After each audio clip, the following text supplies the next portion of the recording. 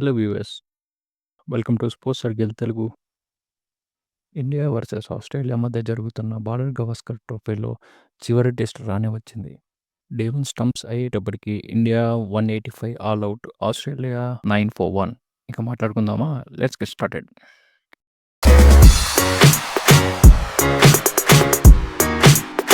అనుకున్నట్టుగానే రోహిత్ శర్మ ప్లేయింగ్ 11లో లేకుండానే match start అయిపోయింది. ఈ మ్యాచ్కి బూమ్రా కెప్టెన్గా వ్యవహరించాడు.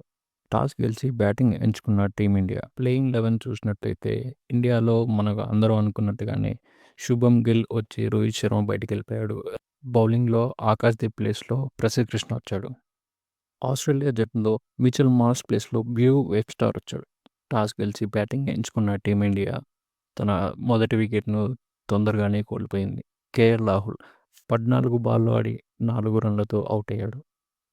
వెంటనే రెండో వికెట్ అయిన యశస్వి జైస్వాల్ని కూడా కోల్పోయింది. యశస్వి జైస్వాల్ 26 బాల్ ఆడి 10 రన్లు మాత్రమే చేయగలిగాడు. తర్వాత క్రీజ్లో ఉన్న శుభం గిల్ మరియు విరాట్ కోహ్లీ ఇద్దరు కలిసి 40 పరుగుల ఒక భాగస్వామ్యాన్ని చేకూర్చారు. విరాట్ కోహ్లీకి కొంచెం అదృష్టం కలిసి వచ్చినా అది ఎక్కువసేపు నిలవలేకపోయింది. తను ఆడిన మొదటి బాలే క్యాచ్ డ్రాప్గా మారింది. మూడో వికెట్గా శుభ్మన్ గిల్ 64 బంతుల్లో 20 పరుగులు చేశాడు. దీంతో మొదటి సెషన్ అయిపోయేసరికి 25 ఓవర్లో 57 పరుగులతో 3 వికెట్లు కోల్పోయిన టీమిండియా. రెండవ సెషన్ మొదట్లోనే విరాట్ కోహ్లీ 69 బంతుల్లో 17 పరుగులు చేసి అవుట్ అయ్యాడు. తర్వాత బ్యాటింగ్కి వచ్చిన రవీంద్ర జడేజా మరియు రిషబ్ పంత్ కలిసి 48 పరుగుల భాగస్వామ్యాన్ని నెలకొల్పారు. ఈసారి మాత్రం రిషబ్ పంత్ తన ఆటని మార్చుకొని చాలా ఓపికగా ఆడాడు. అయితే 98 బంతులు 40 పరుగులు చేసిన రిషబ్ పంత్ అవుట్ అయ్యాడు. బ్యాటింగ్కి వచ్చిన నితీష్ రెడ్డి తన ఫస్ట్ బాలే 0తో అవుట్ అయ్యాడు. ఇంకా అక్కడి నుంచి చూసుకుంటే మిగతా వాళ్ళందరూ వస్తూనే ఉన్నారు, వెళ్తూనే ఉన్నారు. పెద్ద స్కోర్లు ఏమీ రాలేదు.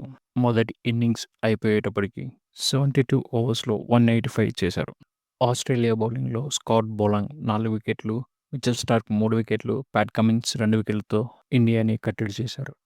మొదటి ఇన్నింగ్స్ ఆరంభించిన ఆస్ట్రేలియా 9 పరుగులకి 1 వికెట్ కోల్పోయింది. ఉస్మాన్ ఖవాజా 10 బంతుల్లో 2 పరుగులు మాత్రమే చేయగలిగాడు. డే 2 చూసినట్టయితే రేపు జరగబోయే రెండవ రోజు ఆటలో టీమిండియా బౌలింగ్ అదరగొట్టాలి. పిచ్ రిపోర్ట్ ప్రకారం రెండవ రోజు బౌలింగ్కి అనుకూలించే అవకాశాలు ఎక్కువగా ఉన్నాయి. ఈ మ్యాచ్ గెలిస్తే గానీ డబ్ల్యూటీసీ పైన ఇండియా ఆశలు నిలుపుకోలేదు.